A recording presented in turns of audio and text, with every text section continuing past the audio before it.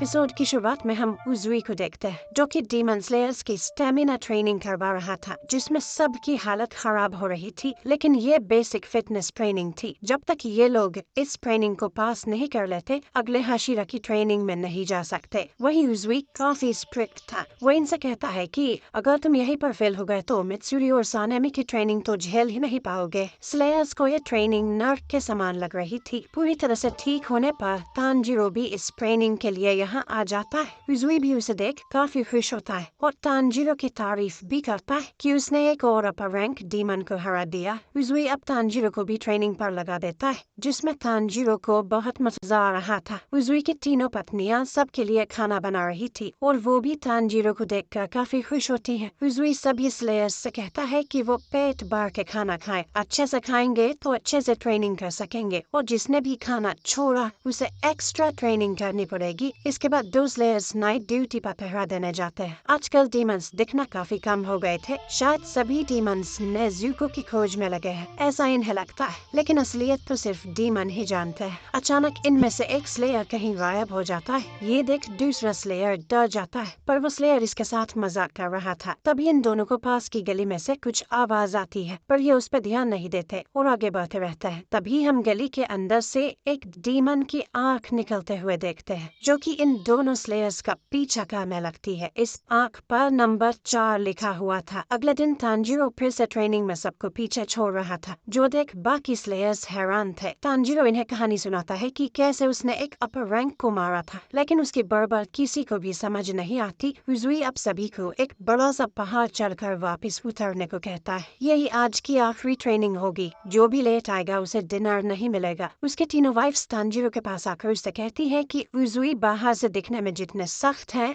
अंदर से उतने ही मुलायम है। जब तक सारे स्लेयर्स नहीं लौट आते, वो खुद भी डिनर नहीं करते हैं। एक दिन वो खुद पूरा पहाड़ चढ़ गए थे एक बचे हुए स्लेयर को लाने के लिए। उज़ुई आकर कहता है कि मास्टर ने उस पर भरोसा किया है, तो वो ऐसे ही इन स्लेयर्स को मारने थोड़ी देगा। तानजीरो भी अब पहाड़ चढ़ने लगता है और मन में सोचता है कि सभी हाशिराज अंदर से कितने साफ दिल होते हैं। हम तानजीरो और गियू का ईटिंग कॉन्टेस्ट देखते हैं, जिसमें दोनों ने ढेर सारी प्लेट्स साफ कर दी थी। तानजीरो ने शर्त रखी थी कि अगर वो जीता तो गियू को हाशिरा ट्रेनिंग में हिस्सा लेना पड़ेगा। गियू भी अब हाशिरा ट्रेनिंग ज्वाइन करना चाहता था, तो वो जानबूझकर कम खाना खाता है और तानजीरो को ये कॉन्टेस्ट जिता देता है। शाम को सानेमी और ओबनाई आपस में बात करते हैं कि वो लोग इन स्लेयर्स को ट्रेन तो कर रहे हैं, लेकिन अपर रैंक से लड़ाई में ये लोग किसी काम नहीं आने वाले। पर मास्टर की यही इच्छा थी तो हम उसे पूरा करेंगे। दोनों को वो इन्फिनिटी कैसा वाली बात परेशान कर रही थी कि वो जगह आखिर थी क्या और इतने सारे डीमंस अचानक कहाँ गायब हो गए थे। अगर वो डीमंस के छुपने की जगह है तो इन्हें उसके बारे में पता कैसे नहीं है। सानेमी बताता है कि वो उसी जंगल में कई बार गया है, लेकिन उसे कुछ नहीं मिला। ओबनाई कहता है कि ठीक उसी टाइम से बाकी सब डीमंस भी दिखना बंद हो गए हैं। जाहिर है कि उन सब का टारगेट नेज़ुको है और जल्द ही कुछ बड़ा होने वाला है। सानेमी कहता है कि चाहे उसके सामने कुछ भी आ जाए, वो अकेला ही सबको खत्म कर देगा। ओबनाई कहता है कि डीमन स्लेयर कॉर्प्स के लिए ये एक अशुभ घड़ी है।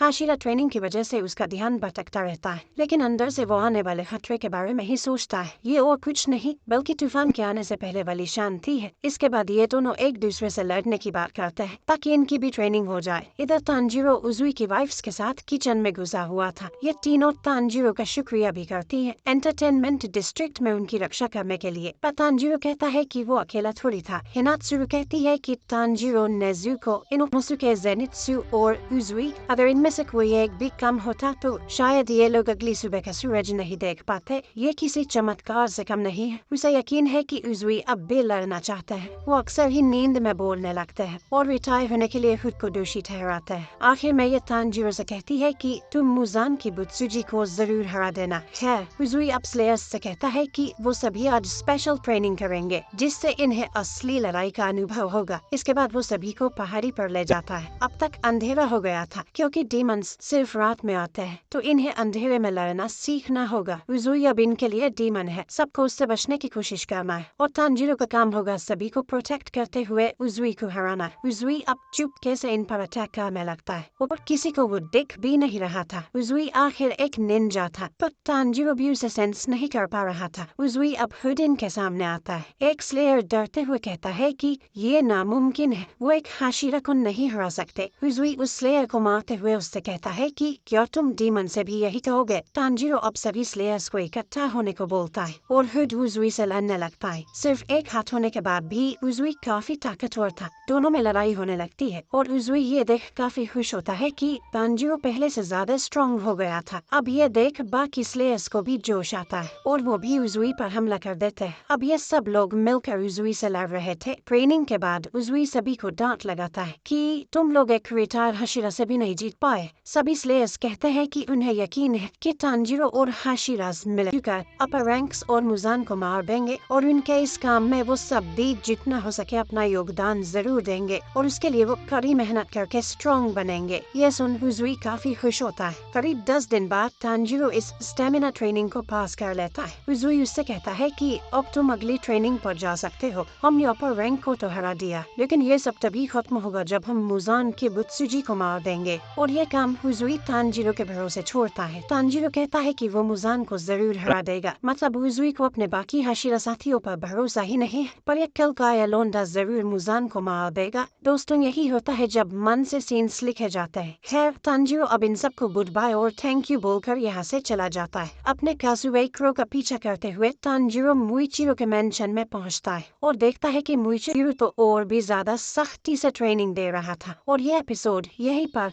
खत्म हो जाता है। तो दोस्तों, हाशिरा ट्रेनिंग आर्क मांगा में सिर्फ 9 पेजेस का था, यानी कि सिर्फ 3 एपिसोड्स में आराम से इस पूरे आर्क को खत्म किया जा सकता था। अब पहले एपिसोड में करीब 3 पेजेस को कवर किया गया था, दूसरे एपिसोड में करीबी 1 पेज को, और आपको यकीन नहीं होगा कि आज के 3rd एपिसोड में मांगा का आधा पेज भी कवर नहीं हुआ है। इस एपिसोड में ढेर सारे नए सीन्स डाले गए हैं जो मांगा में थे ही नहीं। अब ये अच्छी बात है या बुरी बात, ये तो आप लोग कमेंट करके ही बताइए। बाकी हुजुई को ज्यादा स्क्रीन टाइम मिला, ये देख मुझे खुशी हुई।